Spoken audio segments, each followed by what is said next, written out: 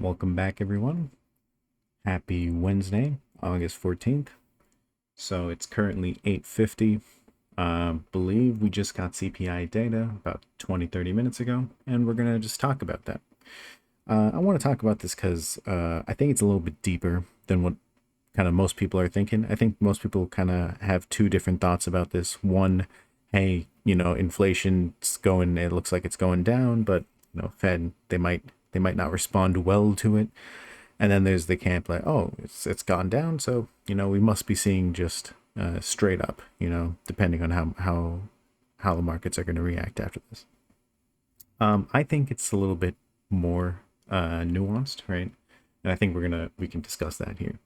So first, this is I got this article. It's released maybe 20 minutes ago, right? It says price hikes slowed more than expected in July, and for the first time in more than 3 years, the consumer price index has landed below 3%. Okay. Consumer prices rose 2.9% for the 12 months ended in July, slowing from June's 3% annual gain, according to the Bureau of Labor Statistics.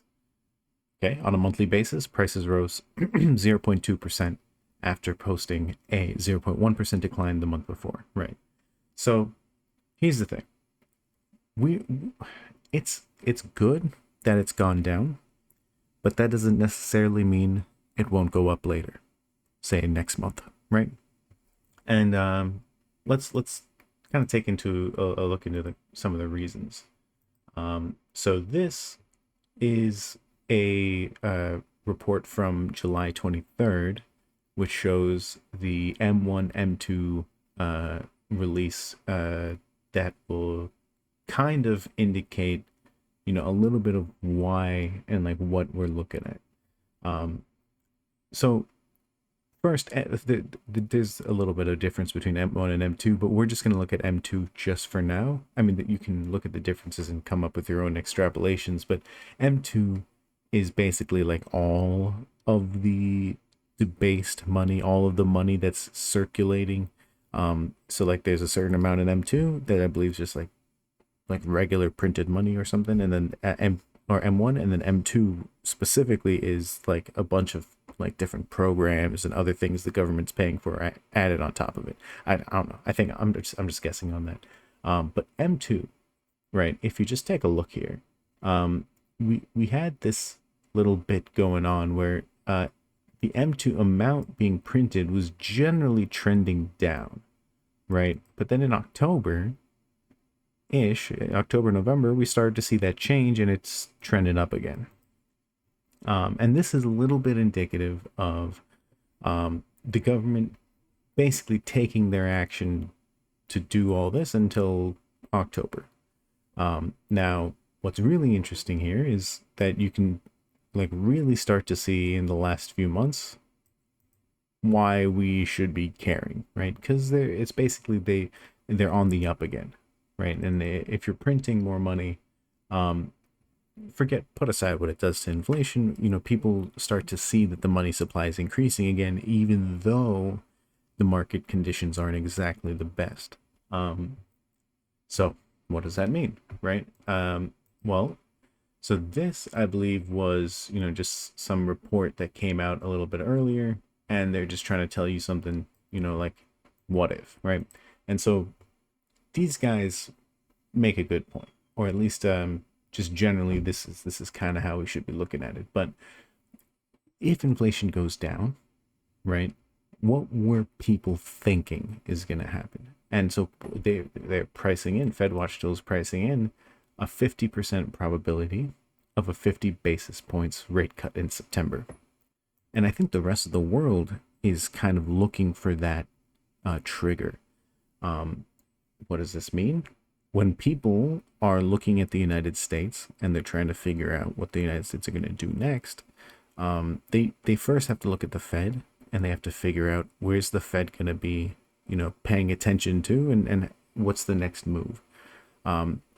And it seems like just on the surface that, like, hey, they're going to start printing soon. Hey, the inflation went down. hey, the job market's not been doing so well that, maybe it's time to start stimulating the market with some interest rates, right? Um, I don't know though. It's not so that I don't see an interest rate coming, or I don't see it as being a positive for the market. I just think it kind of doesn't matter. It's like what is likely to happen, sure, is that over the next year or two, we might see about a percent or 2% decrease. It's a huge decrease in the Fed interest rates. Now, what would cause that to happen? Basically, more of this, where we would see consistently news about, like, not news, you don't see the news about them, increasing the M2, right? But when you see news that the inflation's going down and that, the economy is not doing the greatest, but that we need to stimulate, right? But what we don't see is the true effects. Now, why do I say this? Well, you might remember that some things get removed from the CPI, right? So CPI isn't a great way to decide inflation. And I'll give you one example, but probably most recent example is they removed coffee, right? And I don't know about you, but just coffee sales, coffee purchase, coffee in general is, I mean, what was the saying with Dunkin'? America runs on Dunkin', right? What's been happening to Dunkin', right? I haven't seen much about him. And here's the thing, I don't imagine they're doing that well. Um, and I can't imagine why we'd remove coffee from the CPI other than to, not freak out the people when coffee prices rise significantly. So what's been happening to Bitcoin?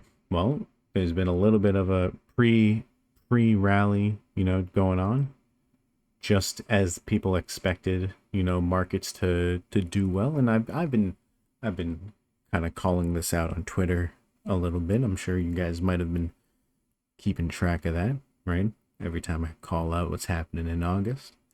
But it's not guaranteed just yet, right? And we're not looking for like these support and resistances. I mean, that's a good way to kind of like generally judge, but those are like trader metrics. What we're actually thinking about is, why does the government print money, and what do the not the haters, what do the detractors from basically the problems of the United States, what are they thinking? So here's an article, here's an opinion, another opinion. Why, I don't know. I think this guy's like, he's half there, but part of my issue with what he's saying is his conclusion. So this guy, Brett, his opinion is, hey, Jerome Powell, please don't cut interest rates.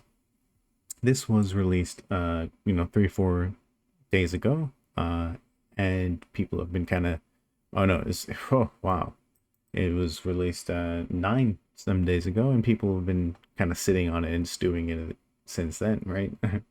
But I'm sure this fueled a lot of that, a little bit of that FUD, right? Where people were thinking like, oh, it can't be such a good thing for feds to raise interest rates. Maybe they think it shows, a lack of control, and this downward kind of you know intent, a downward spiral, and the, the economy won't exactly have to do well because of the position we're in. But that's not exactly what this is about. But we'll just look over kind of his conclusion, which is, I think, the most important thing here.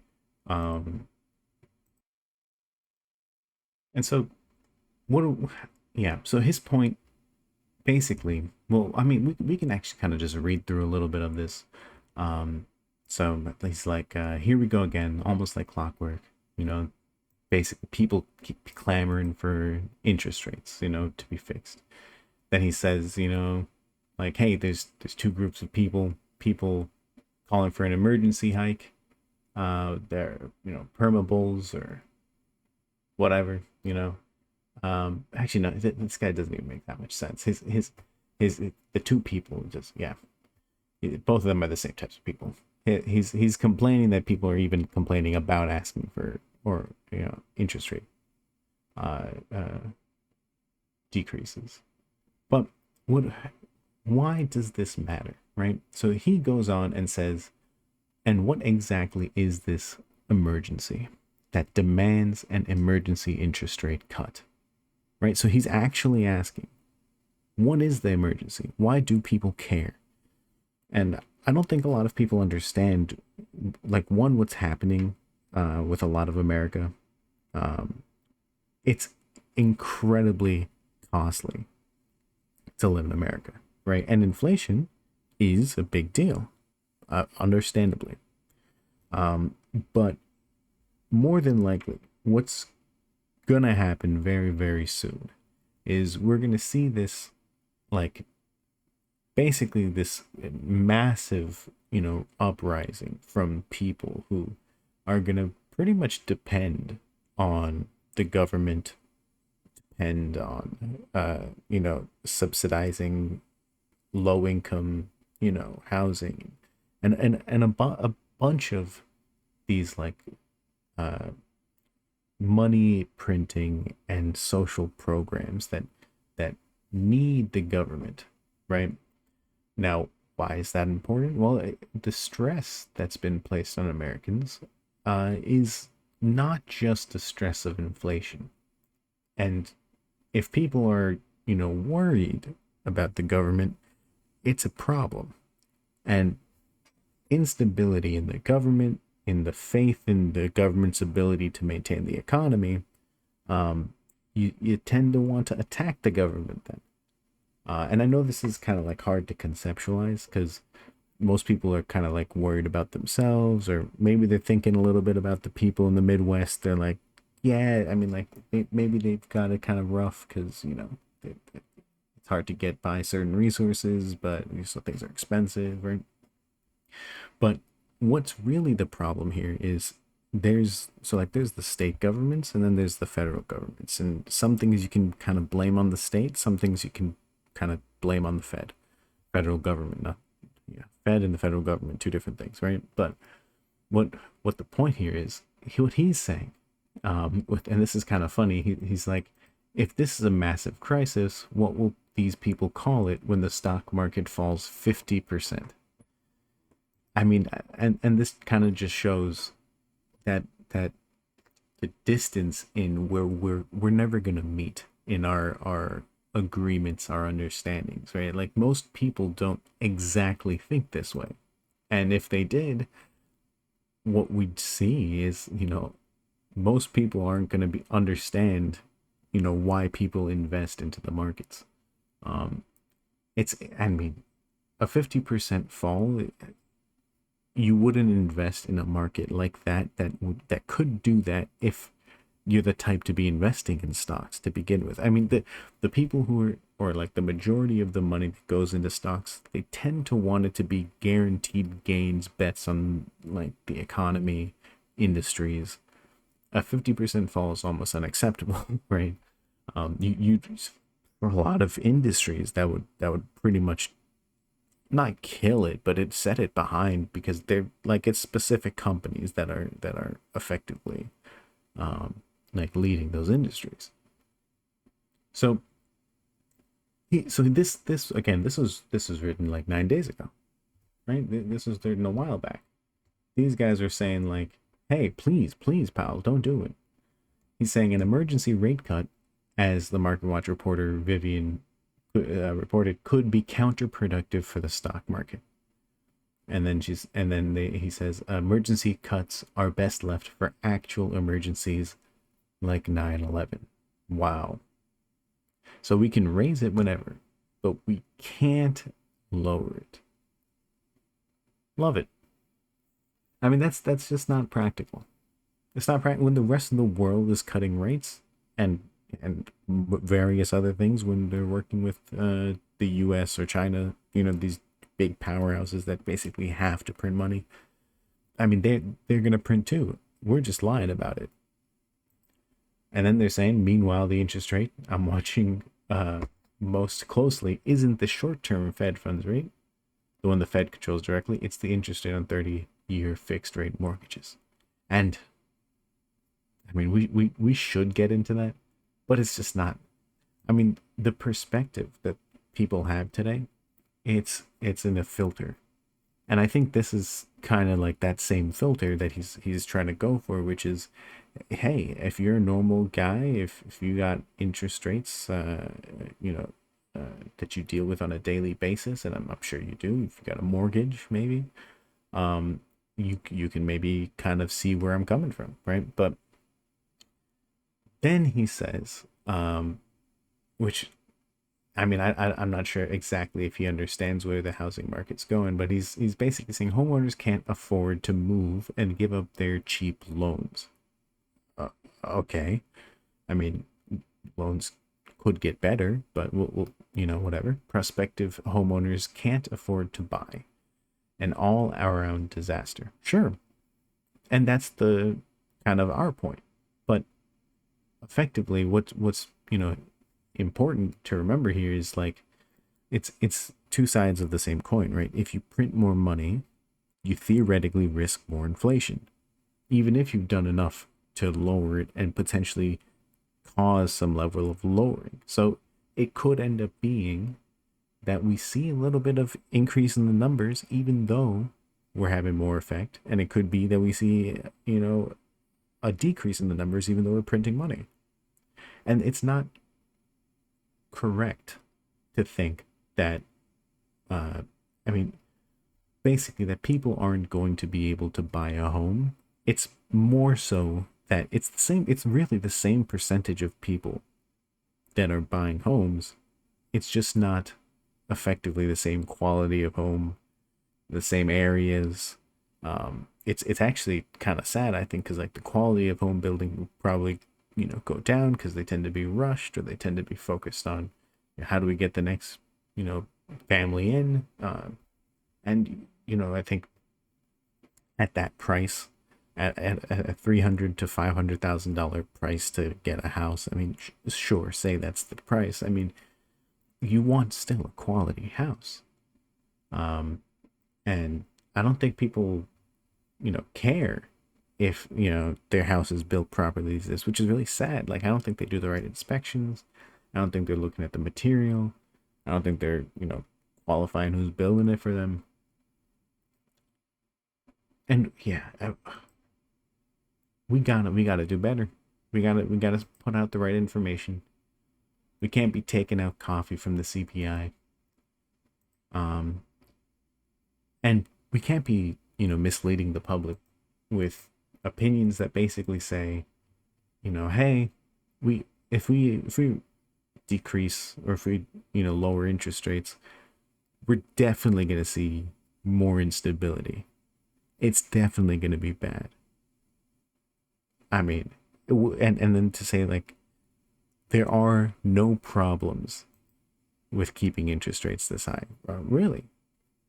Well, I mean, it could be very, very bad for the people who are living paycheck to paycheck, who are, you know, in debt potentially, for the people who may, I mean, you could be saying for looking to buying homes. I mean, it could theoretically crash the housing market, but by that point, I mean, I think government banks aren't exactly friendly towards borrowers to begin with. You know, there aren't going to be great, you know, terms for these new homeowners that need to put down a lot of income to show that they're, you know, secure in their home. A lot of this, again, we're talking conjecture for a lot of what we're looking at. It's really hard to say exactly what's going to happen, but you can't ignore, right, that the currency in circulation in the billions is going up. You know, it's, you can't ignore that, like, we're starting to see a decrease in inflation that may not mean anything, right? Because literally next month numbers could be higher. It's just it's part of a trend that we should be looking. And this is just to help confirm the trend. Now, why would the government print that much money and then also decrease interest rates in September? Well, there could be a couple more events that happen that could lead to that, or they could create more FUD. And if they do that successfully, I think together with Operation Choke Point 2.0, I think together with this illiquidity in the banks and their need to create this kind of like this Fed coin system, this backup system where they can kind of give more money to banks and forgive these egregious, loans and stuff that they're never going to get back. Why do we expect the government to print more and lower interest rates? It's because they need to. There's an actual need for the banks to be able to lend more money so that people can stimulate the economy and then borrow more and then stimulate the economy. And that's how banks do well. But it's not just the bank. The banks are a central function of the government. Like the government needs these banks for many reasons. And letting a lot of them collapse is unacceptable. And so what they're saying is like, hey, the rest of the world, you're watching us, right? Like the rest of the world is like, yeah, we're watching. And as the government properly handles this illiquidity problem, then the rest of the world is like, okay, I guess it's kind of safe to be back in these banks in the US. And that's really what's driving a lot of this. It's not so much the prices, it's not so much even the money printing per se. It's directly how the banks and the illiquidity, crisis is being managed.